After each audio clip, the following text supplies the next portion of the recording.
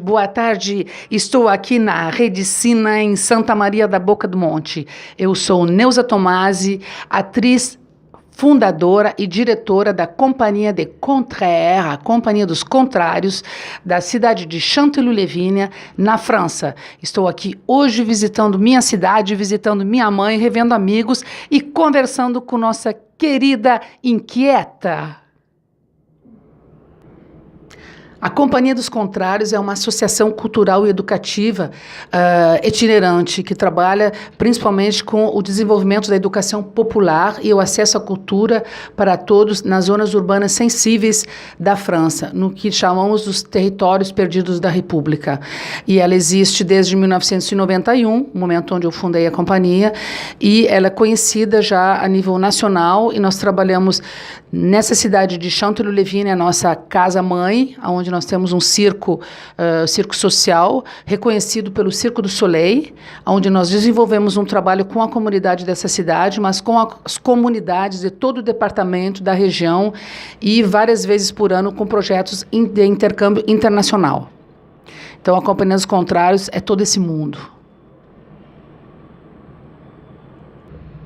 Eu me formei na Universidade Federal de Santa Maria nos anos 80. Na primeira parte da universidade, eu me formei em Educação Artística e comecei a trabalhar já nas escolas aqui de Santa Maria, escola noturna, e depois fiz a segunda especialização em Artes Cênicas e logo depois eu fui para São Paulo. E em São Paulo eu fiz uma audição para entrar no Grupo Macunaíma, do Centro de Pesquisa Teatral dirigido pelo Antunes Filho. Fui aceita nessa audição.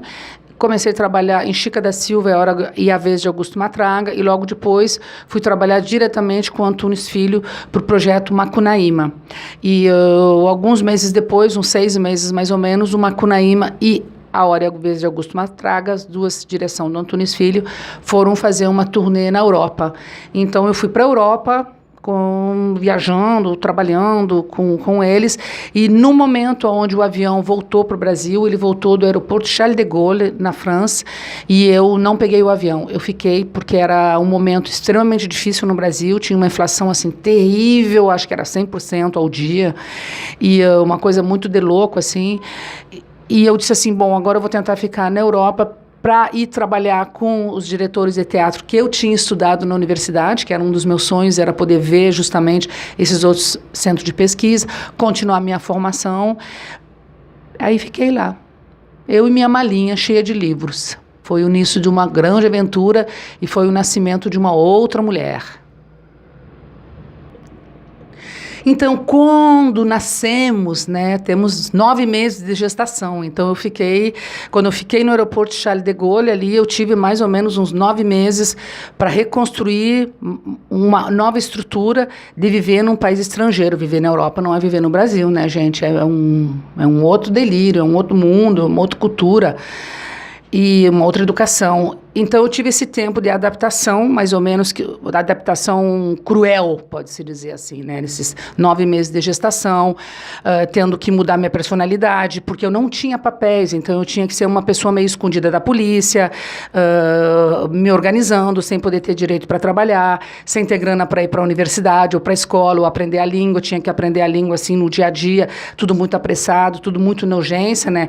E sobreviver ao mesmo tempo. Então, a primeira coisa que eu tive que fazer, que foi algo que eu recuperei muito mais tarde, é ter que me desfazer da minha identidade de mulher brasileira, porque eu tinha muitos vestidinhos coloridos, mini saia, né, degotados enormes, e daí colorido e flor no cabelo, essas coisas, né, ainda mais sendo atriz, saindo de uma turnê enorme pelo mundo, com essa alegria brasileira que a gente tem, essa proximidade de amor e de carinho, que é bem típico do nosso país, da nossa cultura. Então, a primeira coisa que eu tive que fazer era ficar neutra, né? Virar invisível, o mais possível, assim.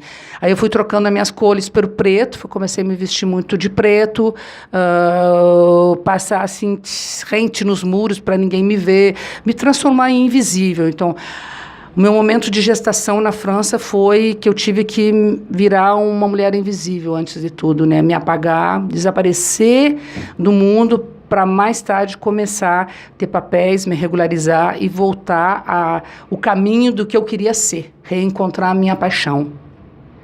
Por que você ficar invisível? Por que era, principalmente porque ficar invisível? Não tinha papéis, estava ilegal no país, né? Mesma coisa, medo, né?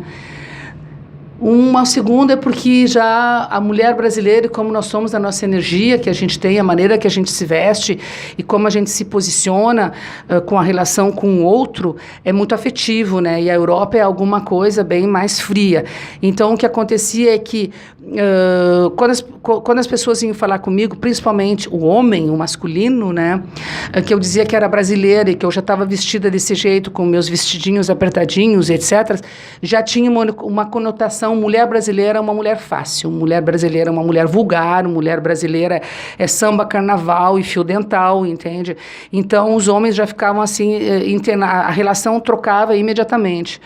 Quando eu entendi isso, que dizer que eu era brasileira me causava proximidade excessiva dos homens, eu resolvi dizer que eu não era mais brasileira, eu dizia que eu era alemã ou que eu era italiana.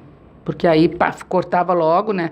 Principalmente dizer que onde você nasceu, na Alemanha, os homens já têm uma outra relação, né? Porque a mulher, ela já é uma mulher, ele sabe muito bem o tipo de posicionamento da mulher e da educação da mulher alemã.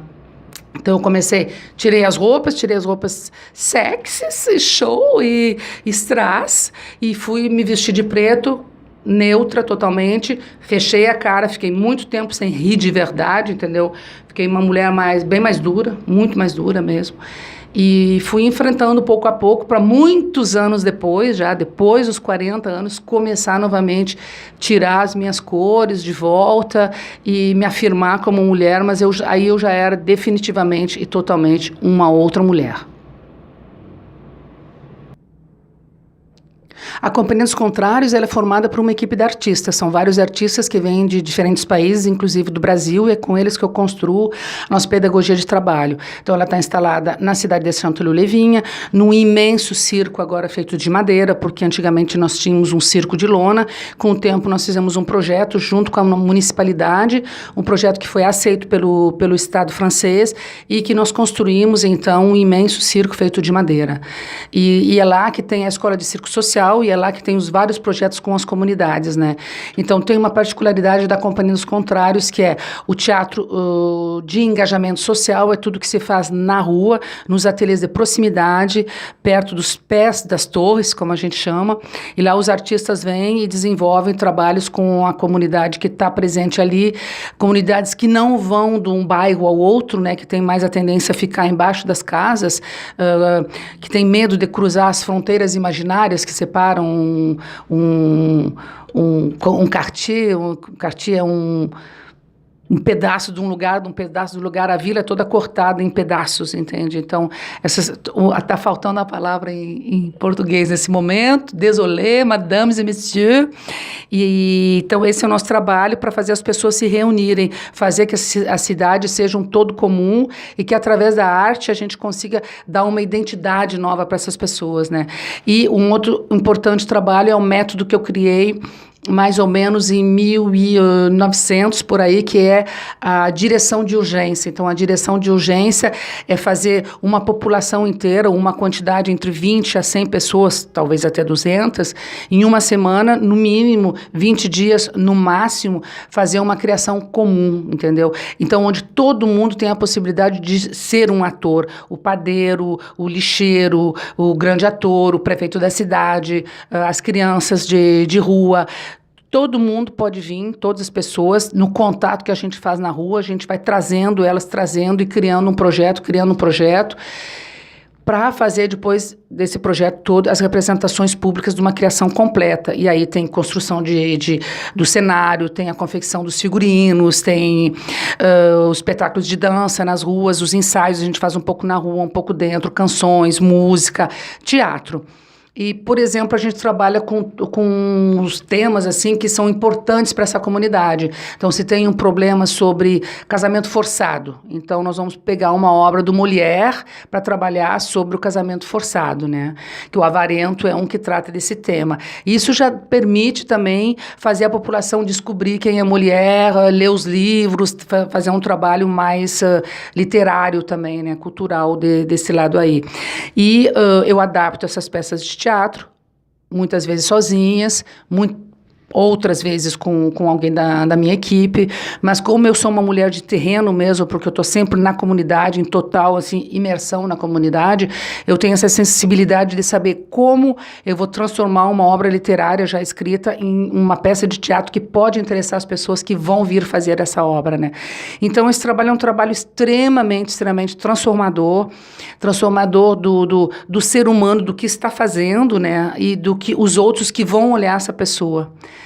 De uma outra maneira, com novos olhos, né? E o encontro do ser humano, o encontro profundo de quem ele é, porque nós vivemos num mundo de aparência total, a gente está em total representação, né?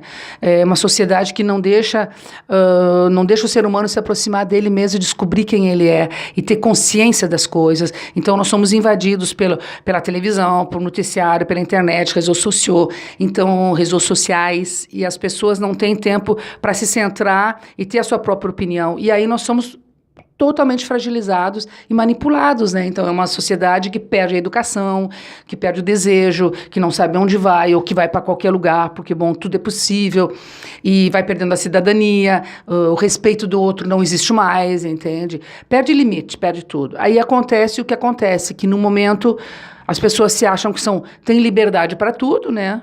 Porque como tu perde todos os limites, quer dizer que tudo é possível ao mesmo tempo, né? Direitos e deveres não existem mais. Então, o que fazer de si mesmo, e acaba indo para um lado mais assim radical, né? Procurando ser doutrinado daí. Então, precisa ter alguém que vai te doutrinar, alguém que vai ser a pessoa que você vai achar que é o Deus, entende? Aí são duas coisas. Ou a gente escolhe uma religião que acaba sempre, uma seita, que acaba sempre manipulando e financeiramente também pegando salários das pessoas e manipulando aqui dentro, né, da pessoa, mas pela fragilidade. Ou vamos voltar em pessoas, em presidente, e deputados e prefeitos que não tem nada a ver, entendeu? Para que isso tudo vai doutrinando a nossa vida, porque a gente está precisando de um quadro, né? Então as pessoas não sabem o que fazer com a própria liberdade. Eu acho que aí eu já misturei tudo que eu estou falando aqui, tá? Uma mistura de política e com trabalho social, porque como eu estou agora chegando no Brasil há pouco tempo, eu estou invadida de várias sensações, assim, né? Porque eu acho que o povo brasileiro, ele está numa espécie de uma grande decadência, né? E está perdido, tão perdido o nosso povo, me dá uma pena, então misturo o meu trabalho lá com o trabalho aqui, o que está acontecendo. Mas a ideia é ter a arte como transformação e centrar o ser humano para ele saber quem ele é e guardar os valores e ter consciência clara. Vai lá.